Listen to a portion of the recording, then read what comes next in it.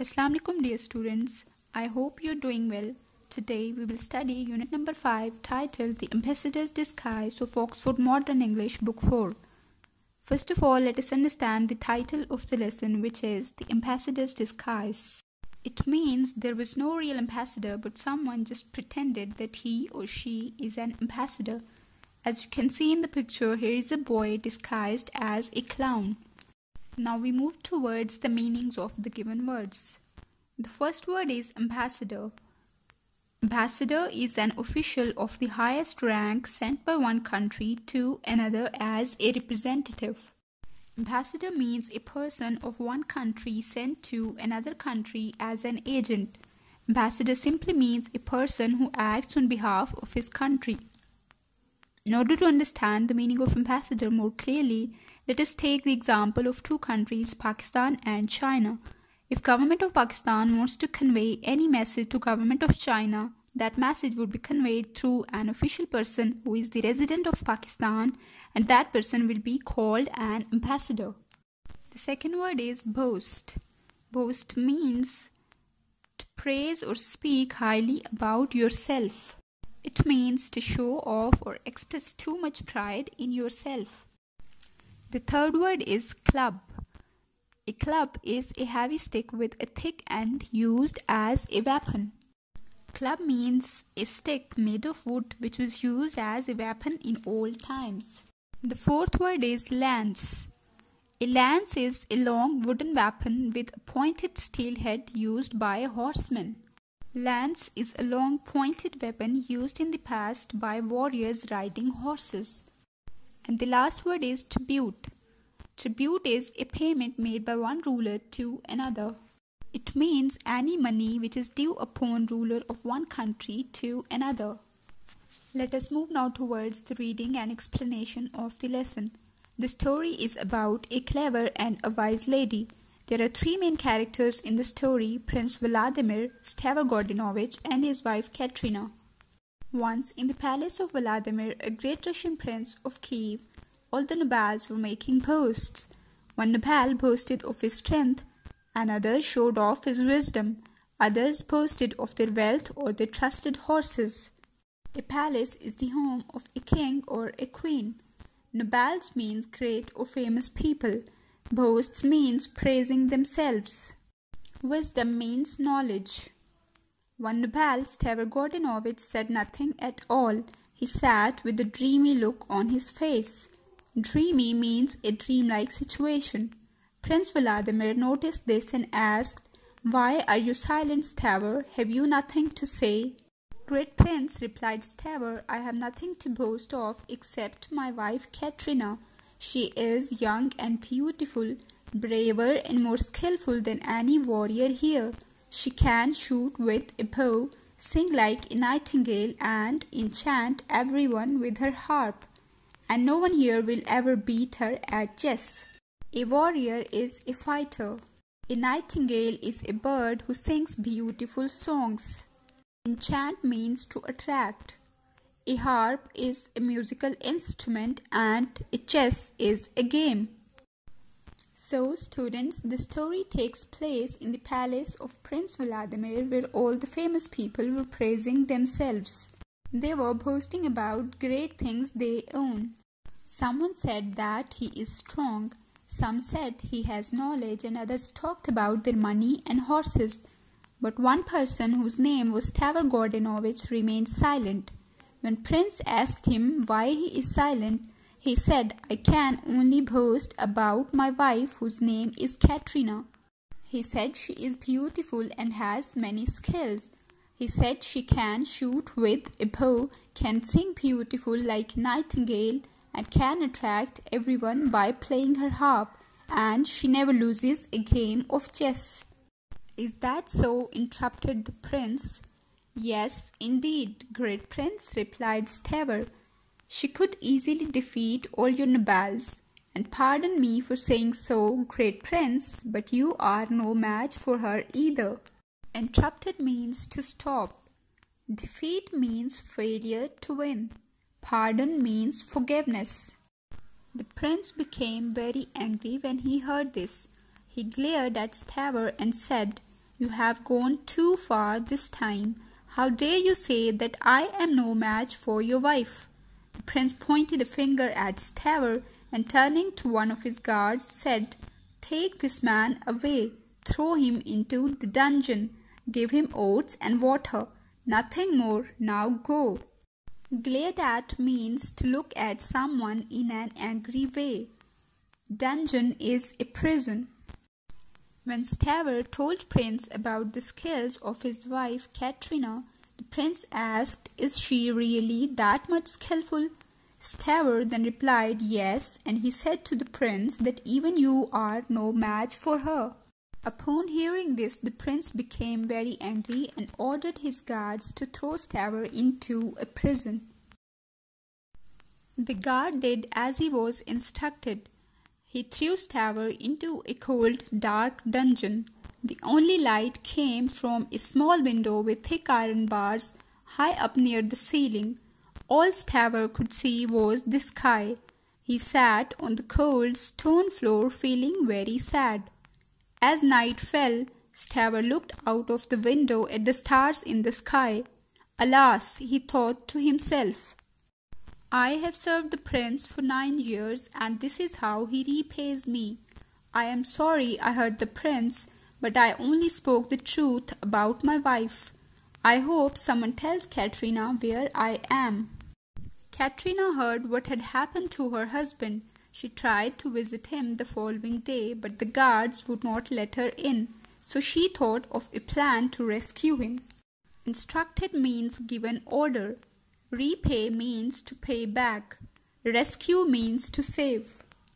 Now, Stavro was put into a cold and dark prison upon the orders of the prince. Stavro became very sad at this behavior of the prince, as he had served the prince for 9 years, and in return he was imprisoned. Stavro wished that someone tells his wife where he is. When Katrina heard this, she thought of a plan to save her husband. Students, in the box here, you can see a question. Let's discuss it. What could Katrina have planned to do to save her husband? Discuss her possible plans with your classmates. As Katrina was very brave and she was a great fighter too, she must have a plan to go to the palace of Prince and fight with him and bring her husband back. So let's see if our guess is right or not. Katrina called together her band of 30 archers, 30 chess masters and 30 musicians. She told them she needed their help to rescue her husband, and they agreed to help her. Archers means a person who shoots with a bow and an arrow. The next day, Katrina got ready. She wore a suit of armor with a helmet to cover her face. She carried a bow and some arrows, a club of steel and a long lance. Perched on her left forearm was a falcon. She mounted a tall black horse. An armor is a metal covering worn to protect body in fight. Perched means sitting. A falcon is a bird. When her friends arrived, she set off for the palace, leading them. A short distance from the walls of the city, Katrina told her followers to wait. She rode by herself into the city and went to the great hall of the palace. All the people thought she was some great warrior. Of course, no one guessed she was a woman. Katrina bowed to Prince Vladimir. Now Katrina got ready to go to the palace of the king. She wore a metal covering on her body and a helmet on her face. As she covered her body and her face, now it was impossible for people to identify whether she is a woman or a man. It means she was in a disguise now. She took a bow and arrows, a club and a lance, and sat on her horse. Her friends also arrived to go to the palace with her. She stopped her friends outside the palace and went inside the palace. All people thought she was some warrior and not a woman. "I am the ambassador of King of Greece," she announced. I have come to collect tribute from you. If you refuse to pay, my army of 40,000 men will attack your city." Prince Vladimir trembled with fear. "Give me time to think, ambassador," he begged. "Time is precious," roared the ambassador.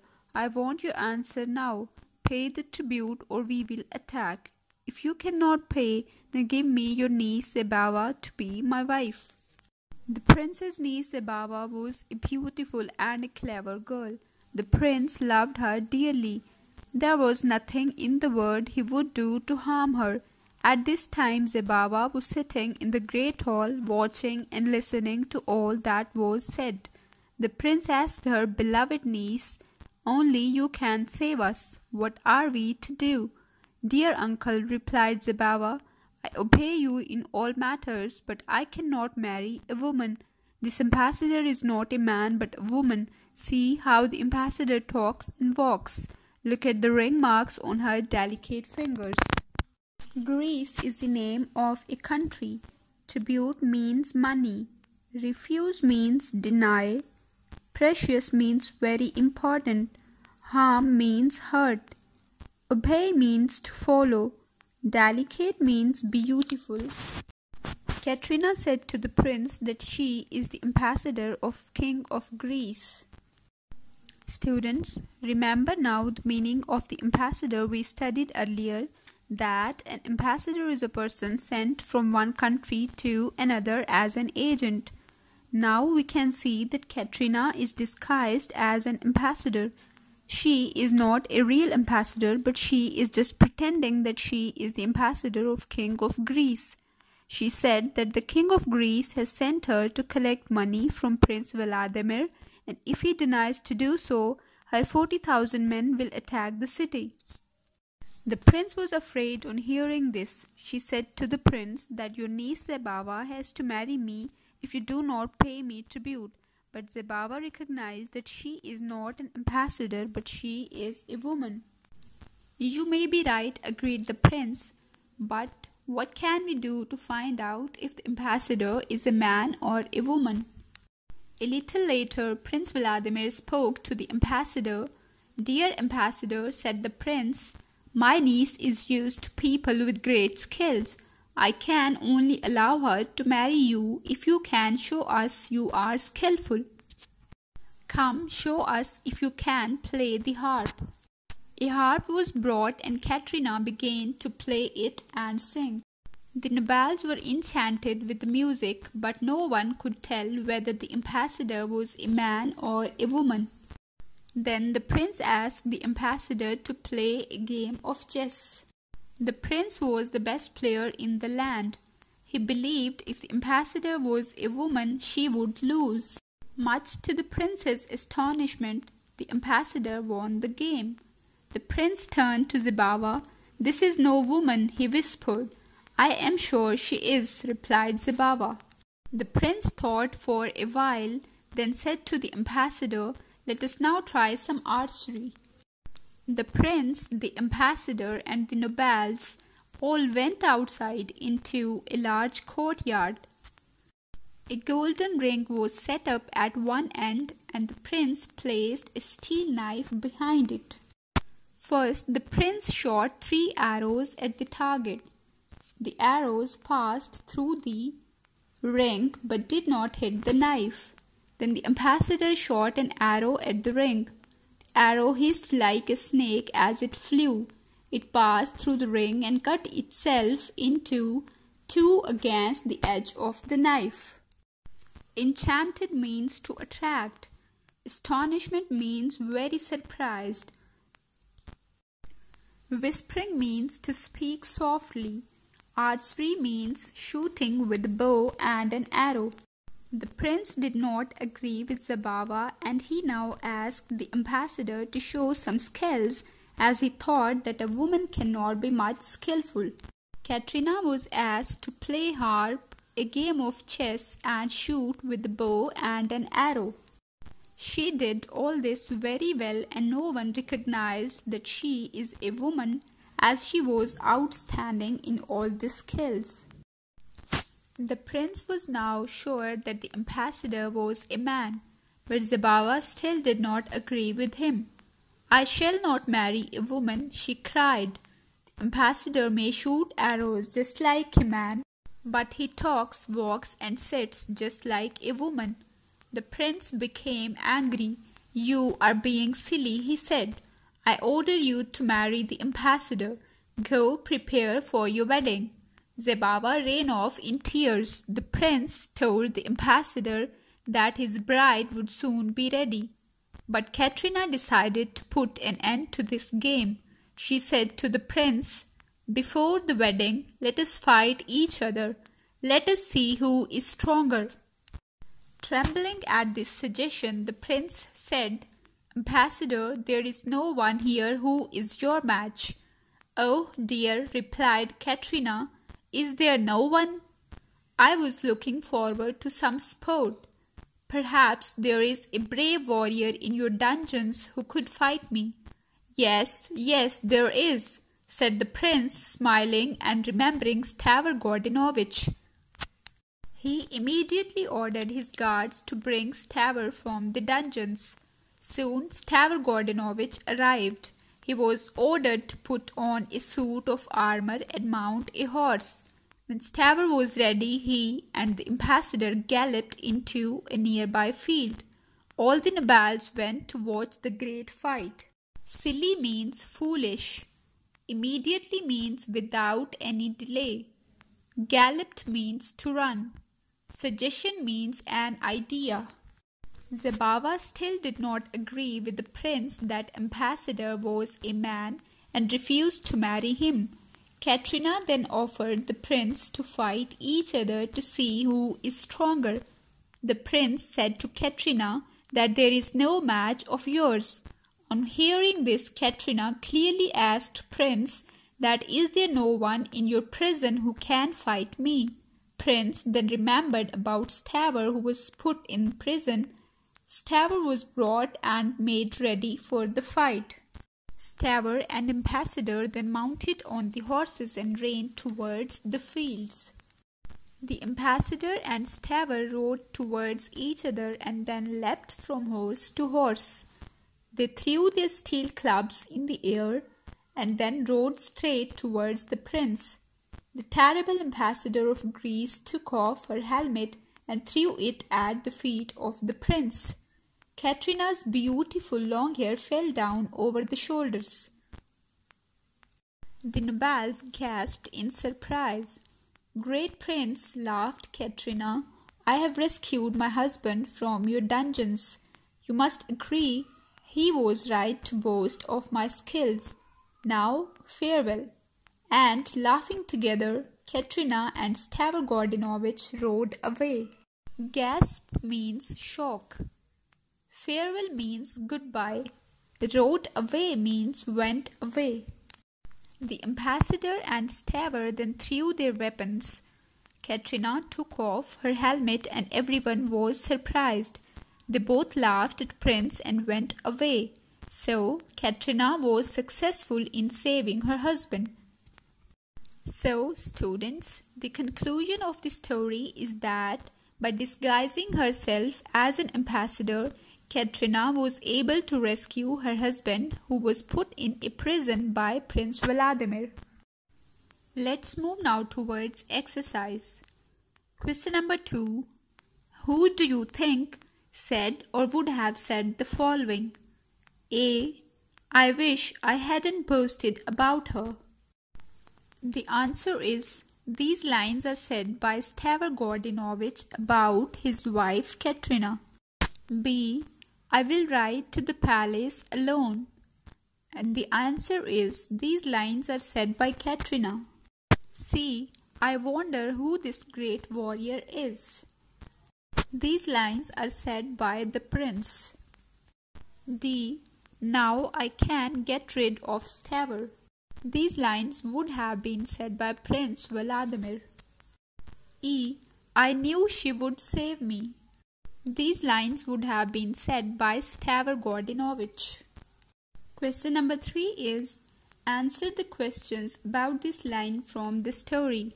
You have gone too far this time. A. Who said these words and to whom were they said? And the answer is Prince Vladimir said these words to Stavr Gordinovich.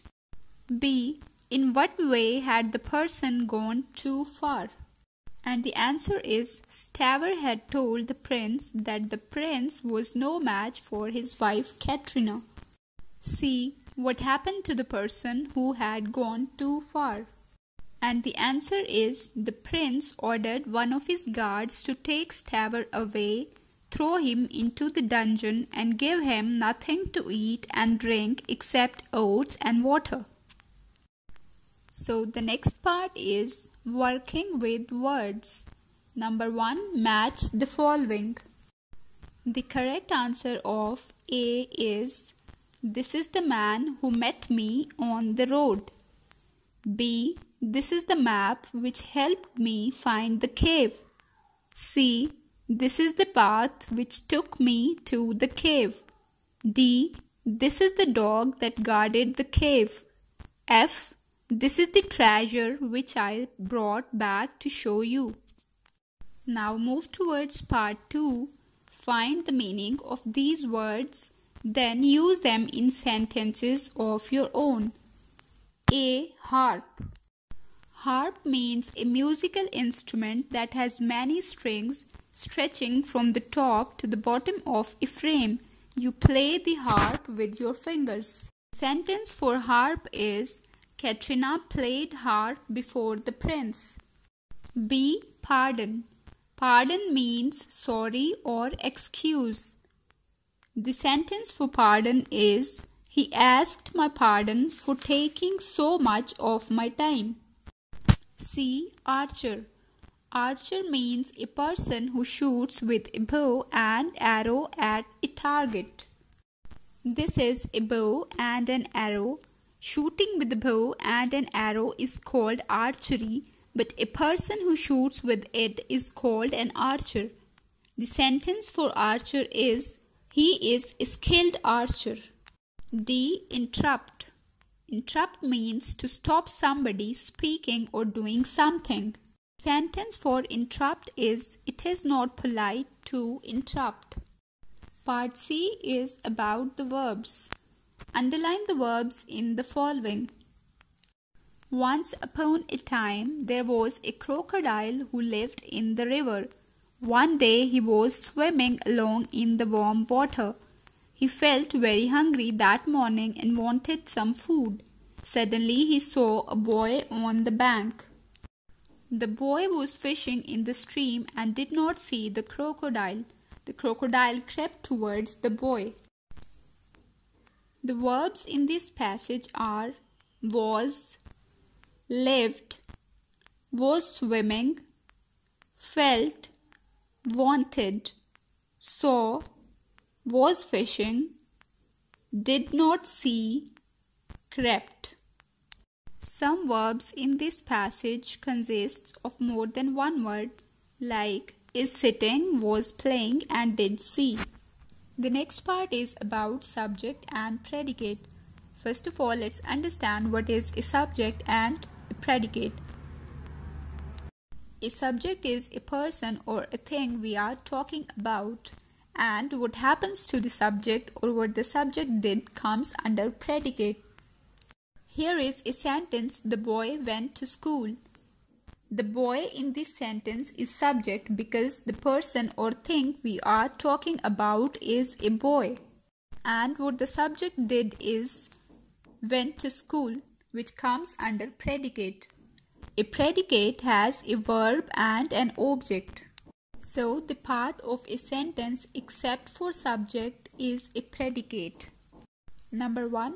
Divide the following into subject and predicate. A. My father climbed a very high mountain yesterday. Here in this sentence, my father is subject and climbed a very high mountain yesterday is predicate. B. My sister went with him although it was snowing. In this sentence, my sister is subject and went with him although it was snowing is predicate. C. My father slipped on a rock and hurt his ankle. In this sentence, my father is subject and slipped on a rock and hurt his ankle is predicate. D. My sister bound up the ankle with a piece of cloth. In this sentence, my sister is subject and bound up the ankle with a piece of cloth is predicate. E. She helped my father to come down the mountain. In this sentence, she is subject and helped my father to come down the mountain is predicate. The last sentence is our family was very glad to see them again. In this sentence, our family is subject and was very glad to see them again is predicate. Now come to part D, which is listening and speaking. Your teacher will read you a short account of a strange creature called the Loch Ness Monster. Listen carefully, then answer the following questions. Now I will tell you a story about Loch Ness Monster. You have to listen it carefully and then answer these questions. Loch Ness is a place in Scotland. Loch is the name of a lake. Some people believe that a large monster, a big animal, is present in the water. It is a large, long-necked and has snake-like body. Several sonar explorations were undertaken to locate the creature.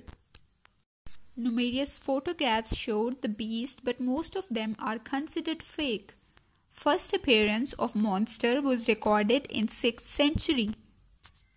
The BBC team once used sonar underwater to photograph the Loch Ness Monster, but they found nothing.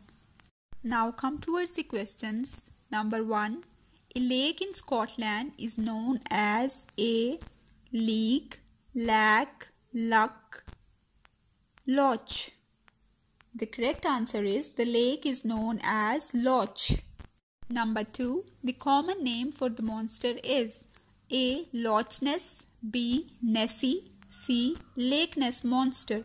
And the correct answer is A. Loch Ness. Number 3. The size of the monster can be described as A. Very large, B. Medium, C. Small. And the correct answer is A. Very large.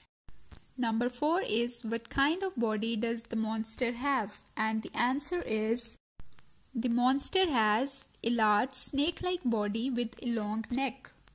Number 5. The first sighting of the monster was in A. the 1st century, B. the 6th century, C. the 7th century, D. the 20th century. And the correct answer is B. the 6th century. 6. Is it true that the monster has been photographed? The answer is yes. People claim to have taken photographs, but the photos are fake. Number 7. Why do you think the BBC team used sonar underwater and not a camera? And the answer is the lake is too deep and dark for a camera to be used successfully. Number 8. What did the BBC team find? And the answer is they found no trace of a monster. Try to find a picture of the Loch Ness Monster and paste it in your notebook. Find out some more information about it. Here is the picture of a Loch Ness Monster. This is the end of the lesson. Allah Hafiz.